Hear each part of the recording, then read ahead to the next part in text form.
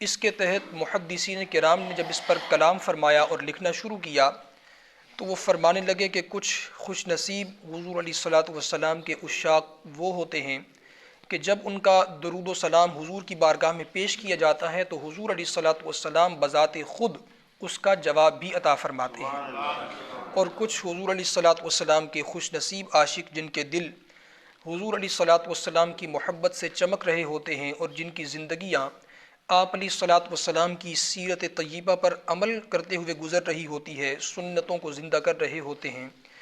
ان کا درود پاک آپ علیہ الصلاۃ والسلام بذات خود سماعت بھی فرماتے ہیں اور پھر ان کو جواب بھی عطا فرماتے ہیں۔ تو اس اعتبار سے بڑی محبت کے ساتھ ایک مرتبہ پھر پڑھیے الصلاۃ والسلام علیک یا سیدی یا حبیبی یا رسول اللہ، الصلاۃ والسلام علیک یا سیدی یا حبیب اللہ وعلی آلک و اصحابک یا سیدی یا حبیبی یا جد الحسن والحسین۔ آج کا ہمارا جو موضوع ہے وہ بھی اپنے شرف کے اعتبار سے انتہائی خاص موضوع ہے اور اس کا تعلق ہم میں سے ہر ایک کے ساتھ ہے۔ ظاہر ہے کہ اللہ تعالیٰ نے خوشی اور غمی کے معاملات ہم میں سے ہر ایک کے ساتھ رکھے ہیں۔ اسی طرح جب ہمارے عزیز و اقارب کی، ہمارے رشتہ داروں کی، ہماری اولاد کی، ہمارے والدین میں کسی کی کبھی وفات کا وقت آ جائے اور ہم ان کو دفنانے کے لیے جائیں اور ان کو اپنے ہاتھوں سے جب قبر کے اندر اتاریں تو کون سے ایسے اعمال ہیں جن کی سب سے زیادہ قبر میں جاتے ہی ہمارے ان محبین کو ضرورت پڑتی ہے؟ کیونکہ عام طور پر آپ نے دیکھا ہوگا کہ جہاں بھی یہ تدفین کا معاملہ ہوتا ہے، دفنانے کے فوراً بعد وہاں پر سورہ ملک شریف پڑھی جاتی ہے، اسی طرح ختم شریف پڑھا جاتا ہے، بعض جگہوں پر سورہ یاسین شریف کا اہتمام ہوتا ہے، پھر سلام پڑھے جاتے ہیں، آذانیں دی جاتی ہیں، دعائے مغفرت کی جاتی ہے، ذکر و اذکار کیا جاتا ہے۔ یہ ساری چیزیں بڑی باعث برکت ہیں، بہت باعث برکت ہیں۔ لیکن اس حوالے سے ہم ایک چیز یہ بتاتے ہیں کہ اگر کوئی شخص بیمار ہو جائے، کسی مرض کے اندر مبتلا ہو جائے، تو جو سب سے پہلا کام ہمیں کرنا چاہیے وہ کیا کرنا چاہیے؟ کیا ہم اس کو ہاسپیٹل لے کر جانے کا انتظام کریں، ایمبولنس کا انتظام کریں جبکہ بیماری بڑی سخت ہو، یا ہم ایمبولنس کو چھوڑ دیں، اس کو ہاسپیٹل لے کر جانے کا انتظام تو چھوڑ دیں اور ہاسپیٹل تلاش کرنے لگیں کہ کون سا سب سے بہتر ہوگا، کس میں اے سی لگا ہوگا، کس میں بیڈ نرم ہوگا، کہاں پر مریضوں کی تعداد کم ہوگی، اچھے سے علاج ہوگا، کون سا طریقہ بہتر ہے؟ ظاہر ہے کہ پہلے ایمبولنس کا اہتمام کرنا ہوگا، نہیں تو اگر ہم نے اچھا ہاسپٹل ڈھونڈ بھی لیا اور مریض پہلے ہی دم توڑ گیا تو پھر اس چیز کا کوئی فائدہ نہیں ہوگا۔ تو اس اعتبار سے یہ سارے کے سارے اعمال سورہ ملک شریف اور جتنے ہم نے بتائے یہ پڑھنا انتہائی بابرکت ہے، یعنی اس کے پڑھنے سے میت کو قبر کے اندر راحت ملتی ہے، سکون ملتا ہے، اور خدا نخواستہ اگر قبر کے اندر عذاب ہو رہا ہو تو اللہ تعالیٰ اس میں بھی کمی فرما دیتا ہے اور قبر کو جنت کے باغوں میں سے ایک باغ بھی بنا دیتا ہے۔ لیکن جو اس سے پہلے کا مرحلہ ہے، مرنے کے بعد، قبر میں جانے کے بعد جو سب سے خطرناک ترین مرحلہ ہے، منکر نکیروں کے سوالات جن کے جواب دینا میت کے لیے انتہائی مشکل ہو جاتا ہے، تو اس کے اندر جو رہنمائی ہے وہ سب سے زیادہ ضروری چیز ہے، جس کو ہمارے ہاں بالکل معلوم نہیں اور اس پر توجہ بھی نہیں کی جاتی۔ اس کی بے شمار وجوہات ہیں، کچھ وجوہات تو یہ ہیں کہ اس طرح کے مواقع پر علماء کی مدد حاصل نہیں کی جاتی، علماء سے رہنمائی حاصل نہیں کی جاتی، بلکہ جو انتہائی مطلق جاہل قسم کے لوگ ہوتے ہیں اس طرح کے معاملات میں وہ آگے ہوتے ہیں کہ یوں دفنانا چاہیے تو یوں کرنا چاہیے تو یوں، اللہ تعالیٰ محفوظ فرمائے۔ جو شریعت طیبہ کے طریقے ہیں ان کو ہم سب کو سمجھنے کی اور اس پر عمل کی توفیق عطا فرمائے۔ تو اس حوالے سے آج کا یہ موضوع ہے، بڑا اہم ترین موضوع ہے، اس کو آپ توجہ سے سن بھی لیجئے اور اس کو یاد بھی کر لیں، اور جب بھی کبھی ایسا موقع آئے تو اس کو ضرور اپلائی کریں، انشاءاللہ اللہ تعالیٰ حضور علیہ الصلاۃ والسلام کے اس وعدے کی برکت سے ضرور کرم فرمائے گا۔ ما حکم تلقین المیت بعد دفنہ، یعنی میت کو دفن کرنے کے بعد اس کو تلقین کرنا کیسا ہے؟ تلقین کا مطلب یہ ہے کہ جب امتحان میں بندہ جاتا ہے، بچہ شرکت کے لیے جاتا ہے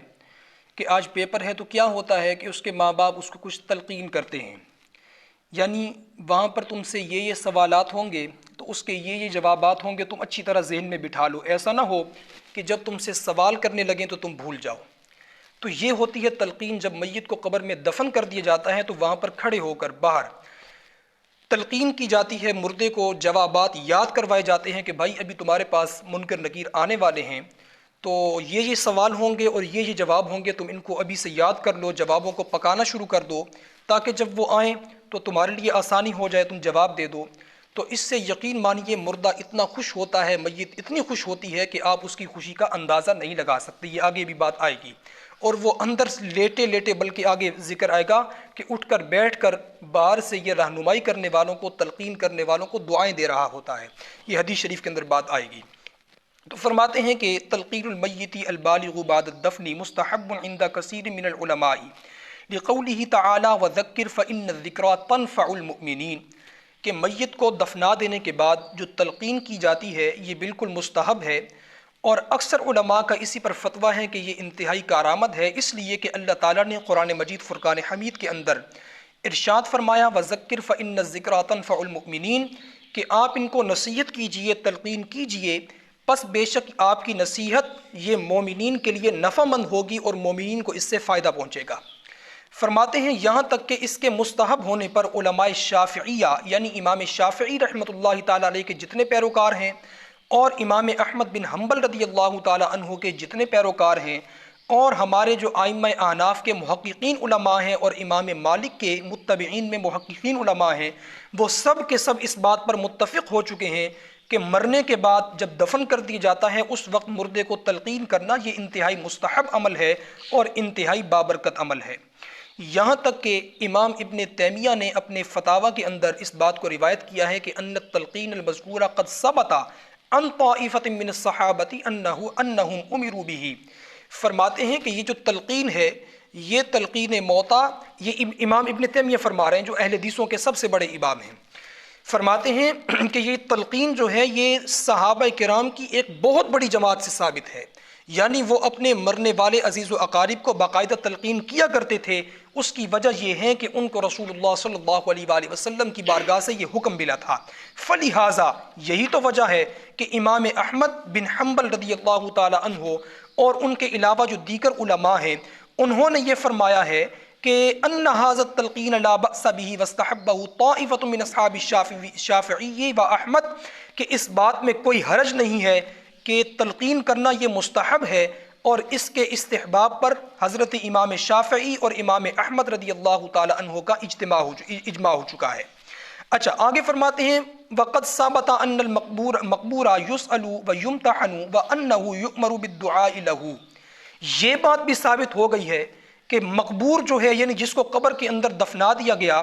اس سے سوال کیا جاتا ہے، اس کا امتحان لیا جاتا ہے، جو منکر وہ سوالات جو مشہور ہے من ربک ما دینک،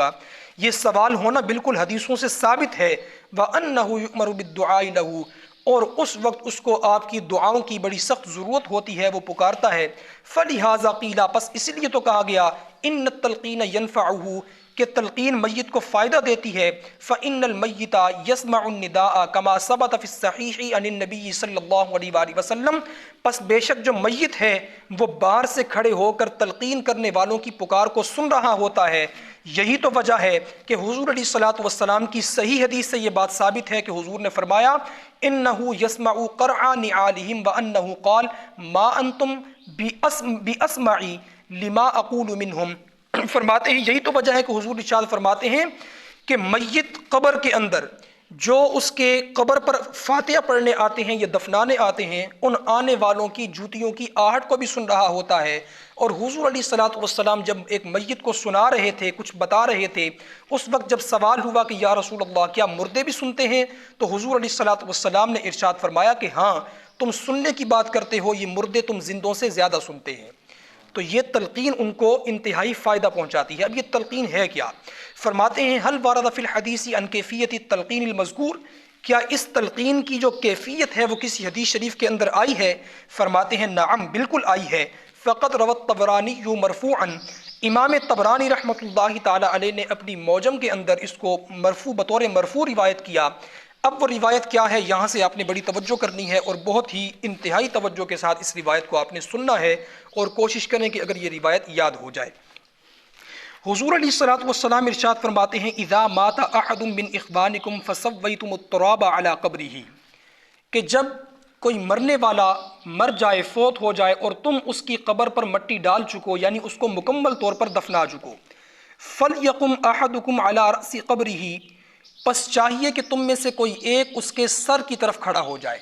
اب یہ سارے کے سارے اعمال، سورہ ملک شریف اور یہ ختم شریف پڑھنا، ذکر و اذکار کرنا، یہ سب چیزیں بعد کی ہیں۔ سب سے پہلے حضور فرماتے ہیں کہ چاہیے کہ تم میں سے کوئی ایک اس کے سر کی طرف، یعنی قبر کی سر کی طرف کھڑا ہو جائے، ثم لیقل، پھر وہ اپنی زبان سے کہے یا فلان ابن فلانہ، یعنی اس شخص کا نام لے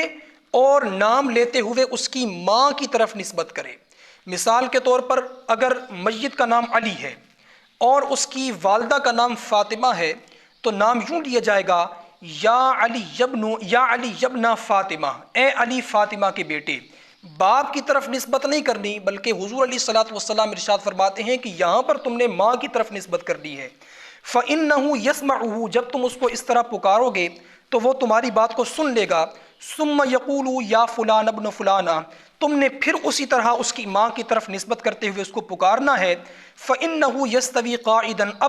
اب جب تم پکارو گے، پہلے صرف سن رہا تھا، اب تمہاری بات سننے کے بعد اپنی قبر میں اٹھ کر بیٹھ جائے گا۔ اب یہ بھی کمال ہے جی، مردے تو ہمارے اعتقاد کے مطابق بعض لوگوں کے، وہ تو بالکل نہ سن سکتے ہیں، نہ نفع حاصل کر سکتے ہیں، نہ دے سکتے ہیں، جبکہ حضور فرما رہے ہیں کہ سنے گا بھی صحیح اور اپنی قبر میں اٹھ کر بیٹھ جائے گا۔ اچھا آگے کیا ہوگا؟ ثم یقول، حضور فرماتے ہیں کہ تم نے ابھی بس نہیں کرنا، تم نے پھر اس کو تیسری مرتبہ پھر پکارنا ہے، یا فلان ابن فلانا، ماں کی طرف نسبت کرتے ہوئے۔ فَإِنَّهُ يَقُولُ، پہلی مرتبہ صرف سنا تھا، دوسری مرتبہ اٹھ کر بیٹھ گیا تھا، اب تیسری مرتبہ جب تم اس کو پکارو گے، اب وہ تمہیں جواب بھی دے گا اور کہے گا ارشدنا یرحمک اللہ، اے مجھے پکارنے والے میری مدد کر، مجھے ہدایت دے، میری رہنمائی کر، اللہ تعالیٰ تجھ پر رحم فرمائے۔ اب یہ قبر کے اندر لیٹے لیٹے باہر والوں کو دعائیں دے رہا ہے، اور دیکھیں باہر والا اندر والے کو نفع دے رہا ہے اور اندر والا باہر والے کو نفع دے رہا ہے۔ تو یہی تو ہمارا عقیدہ ہے، یہی تو ہمارا مقدمہ ہے کہ جو قبر کے اندر اولیاء، یہ عام مسلمان کی بات ہے، اگر عام مسلمان دعائیں دے رہے ہیں تو ذرا سوچیں جو اللہ کے اولیاء ہیں وہ اپنی قبروں کے اندر موجود رہتے ہوئے کس طرح لوگوں کو نفع پہنچاتے ہیں، کس طرح فائدے پہنچاتے ہیں اللہ تعالیٰ کے اذن سے اور اللہ تعالیٰ کی مہربانی سے۔ اچھا وَلَٰكِن لَا تَشْعُرُونَ، حضور علیہ الصلوۃ والسلام ارشاد فرماتے ہیں کہ جب وہ تمہیں جواب دے گا نا ارشدنا یرحمک اللہ، کہ اے مجھے پکارنے والے میری رہنمائی کر، مجھے ہدایت دے، اللہ تجھ پر رحم کرے،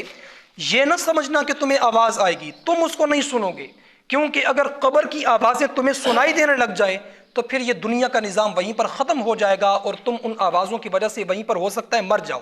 وہ اتنی خطرناک آوازیں بھی ہو سکتی ہیں، تمہیں نہیں سنائی دیں گی، لیکن ایک اور حدیث کے اندر آتا ہے کہ انسانوں اور سرکش جنات کے علاوہ یہ ساری کی ساری آوازیں اس دنیا کی تمام مخلوقات سن رہی ہوتی ہیں، چاہے وہ شریف جن ہیں یا وہ جانور ہیں، پرندے ہیں، کیڑے مکوڑے ہیں، ان سب کو آوازیں آ رہی ہوتی ہیں۔ یہ اللہ نے خاص پردہ رکھا ہے کہ انسانوں کے کان ان آوازوں کو نہیں سن سکتے، لیکن ایسا نہیں ہے کہ ہر انسان نہیں سن سکتا۔ جن کو اللہ تعالیٰ نے کچھ شان عطا فرمائی ہے، مقام عطا فرمائی، یعنی اللہ تعالیٰ کے ولی ہیں، علماء کرام ہیں، جن کو کشف القبور کا ملکہ حاصل ہے، وہ یہ آوازیں سن بھی رہے ہوتے ہیں اور قبر کے حالات اپنی آنکھوں سے دیکھ بھی رہے ہوتے ہیں، یہ ان کی شان ہوتی ہے۔ اچھا حضور فرماتے ہیں وَلَٰكِن لَا تَشْعُرُونَ، تمہیں اس بات کی سمجھ نہیں آئے گی۔ اب جب تیسری مرتبہ پکار لوگے وہاں سے جواب بھی آ جائے گا، فَلْيَقُلْ، پس تم نے اس کو کہنا ہے اذکر ما خرجتا علیہ من الدنیا شہادہ، یاد کر اے مرنے والے، اے میت، یاد کر اس گواہی کو جس گواہی پر تو اس دنیا سے رخصت ہوا، اللہ الہ الا اللہ، تو بڑا جھوم جھوم کر کہا کرتا تھا کہ اللہ تعالیٰ کے سوا کوئی معبود نہیں ہے، وَأَنَّ مُحَمَّدًا عَبْدُهُ وَرَسُولُهُ، اور بے شک حضرت سیدنا محمد مصطفیٰ صلی اللہ علیہ وآلہ وسلم اللہ کے خاص بندے ہیں، اس کے رسول ہیں، وَأَنَّكَ رَضِيتَ بِاللَّهِ رَبًّا، بے شک تو اللہ تعالیٰ کے رب ہونے پر راضی تھا، وَبِالْإِسْلَامِ دِينًا، اسلام کے دین ہونے پر راضی تھا، وَبِمُحَمَّدٍ صلی اللہ علیہ وآلہ وسلم نبیًّا، اور حضور علیہ الصلوۃ والسلام کے نبی ہونے پر راضی تھا، وَبِالْقُرْآنِ اماما، اور تو قرآن کے امام ہونے پر بھی راضی تھا۔ یہ تلقین آپ نے اس کو کرنی ہے، یہ دعا سمجھ لیجئے، جب آپ پڑھیں گے تو اس کا پھر ہوگا کیا؟ اب حدیث شریف کے اندر آتا ہے کہ دنیا کے اندر چاہے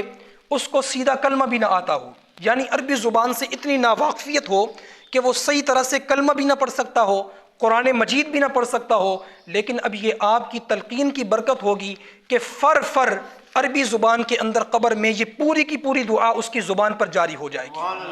پوری دعا جاری ہو جائے گی مسلسل۔ وہ بس یہ جس طرح انسان ایک ورد کرتا ہے، بولتا ہے، تکرار کرتا ہے، تو اس کی زبان کا معاملہ بھی یہی ہو جائے گا۔ اب اتنے میں کیا ہوگا؟ فَإِنَّ مُنْكِرًا وَنَكِيرًا يَأْخُذُ كُلَّ وَاحِدٍ مِّنْهُمَا، اب ہوگا یہ کہ منکر نکیر قبر کے اندر آئیں گے۔ قبر کے اندر آنے کے بعد طریقہ یہ ہوتا ہے کہ مردے کو جھنجھوڑا جاتا ہے، اٹھا کر بٹھایا جاتا ہے، پھر اس سے سوال کیا جاتا ہے من ربک ما دینک ما کنت تقول من نبیک ما کنت تقول فی حق ھذا الرجل، یہ 4 سوالات ہوتے ہیں۔ لیکن اب یہاں معاملہ یہ ہے کہ مردہ تو پہلے سے اٹھ کر بیٹھا ہوا ہے، اور جو سوالات انہوں نے آ کر کرنے ہیں حضور فرماتے ہیں اس کے جواب تو پہلے ہی اس کی زبان پر بصورت تکرار جاری ہوں گے، یعنی بصورت ورد جاری ہوں گے، مسلسل بول رہا ہوگا۔ اب منکر نکیر ایک دوسرے سے پوچھیں گے کہ یار یہ خاموش ہو تو ہم اس سے سوال کریں، اس کی زبان کو کوئی چپ آئے تو ہم اس سے سوال کریں، اور سوال بھی کیا کریں؟ جو ہم نے پوچھنا تھا اس کے جواب تو پہلے یہ بول رہا ہے، وہ تو پہلے ہی جواب دے رہا ہے، ہم کیا سوال کریں؟ اس حدیث پاک کا ایک اور طرق آتا ہے، اس میں آتا ہے کہ اللہ تعالیٰ ان کو ارشاد فرمائے گا، بلکہ پہلے یہ سن لیجئے، اس کے بعد ہم آگے بات کو بڑھائیں گے۔ اچھا، فَإِنَّ مُنْكِرًا وَنَكِيرًا يَأْخُذُ كُلَّ وَاحِدٍ مِّنْهُمَا بِيَدِ صَاحِبِهِ وَيَقُولُ انطلق بنا ما يعقدنا عند من لقنا حجته، حضور فرماتے ہیں کہ منکر نکیر ایک دوسرے کا ہاتھ پکڑیں گے اور کہیں گے چلو چلو اس کی قبر سے نکلتے ہیں، یہاں پر ہم نے کیا سوال کرنے ہیں، یہاں پر جو سوال کرنے ہیں اس کے جواب تو پہلے ہی ہمیں مل چکے ہیں، اب قبر سے نکل جائیں گے۔ اب اس حدیث کا جو دوسرا طرق ہے، اس طرق کے اندر آتا ہے کہ وہ دونوں ایک دوسرے کے ہاتھ پکڑ کر اللہ تعالیٰ کی بارگاہ میں عرض کریں گے باری تعالیٰ تیرا حکم ہے سوال کرنے کا، اب ہم اس سے سوال کیسے کریں؟ جو سوال ہیں ان کے جواب تو پہلے اس کو یاد ہیں، بولتا جا رہا ہے، چپ ہی نہیں ہو رہا۔ تو اللہ تعالیٰ فرمائے گا کہ اس سے سوال کرنے کی کوئی ضرورت نہیں ہے، تم اس کی قبر سے جلدی جلدی باہر نکلو اور آتے آتے اس کی قبر کے اندر جنت کی کھڑکی کو کھولتے آ جاؤ۔ کتنی بڑی سعادت ہے، کتنی بڑی سعادت۔ اب اس کے بعد پھر باقی معاملات ہیں، سورہ ملک شریف اور وغیرہ وغیرہ، پہلی اس کی قبر کو جنت کا باغ بنانے کا اہتمام کریں، اس کے بعد پھر باقی معاملات ہوں گے۔ اب بڑی کمال کی بات یہ ہے، وقال رجل، اور یہ آخری بات ہے حدیث شریف کی، یا رسول اللہ، جب یہ حدیث مکمل ہو گئی تو ایک صحابی نے عرض کی، یا رسول اللہ صلی اللہ علیہ وآلہ وسلم فَإِن لَمْ يَعْرِفْ أُمَّهُ، اب ظاہر ہے کہ ہر ایک کی والدہ کا نام تو ہمیں معلوم نہیں ہوتا، کیونکہ عرف عام میں والد کا نام مشہور ہوتا ہے، والدہ کا نام مشہور نہیں ہوتا۔ یا رسول اللہ اگر ہم والدہ کا نام نہ جانتے ہوں تو پھر کیا کریں؟ تو حضور علیہ الصلوۃ والسلام نے فرمایا فَيَنْسُبُهُ إِلَىٰ أُمِّهِ حَوَّا يَقُولُ يَا فُلَانَ ابْنَ حَوَّا، تو تم نے جا کر والدہ کا نام معلوم نہیں کرنا، تم ادھر جاؤ، ادھر سے منکر نکیر آ کر سوال کریں اور یہ جواب نہ دے سکے، معاملہ خراب ہو جائے، ایسا نہیں کرنا، بلکہ تم نے کیا کرنا ہے، اس کی والدہ کا نام تمہیں معلوم نہیں ہے، اور جو سب کی والدہ ہیں حضرت آدم علیہ السلام کی زوجہ محترمہ ہماری ماں حضرت حوا، ان کا نام تو یاد ہوگا نا، تو بس اس کی نسبت ان کی طرف کر دینا، تو اللہ تعالیٰ تب بھی اس کو یہی اجر عطا فرمائے گا۔ تو یہ ایک ایسی چیز ہے، یہ ایسا وظیفہ سمجھ لیں، دعا سمجھ لیں، برکت سمجھ لیں کہ اس کو ہر ایک یاد کر لیں۔ ہم کوشش کریں گے کہ اس کو لکھوا کر کہیں آویزہ بھی کر دیا جائے، اس کو یاد کر لیں، یہ وہ چیز ہے کہ جو سب سے پہلے آپ کے عزیز و اقارب کی قبر کو جنت کا باغ بنائے گی۔ پھر سورہ ملک پڑھتے جائیں، پھر سلام پڑھتے جائیں، ذکر و اذکار کرتے جائیں، تو قبر کے اندر سہولیات اور بڑھتی جائیں گی اور اس کی قبر مزید جنت کا باغ بنتی جائے گی۔ اللہ تعالی ہم سب کو عمل کی توفیق عطا فرمائے۔ وما توفیقی الا باللہ العلی العظیم۔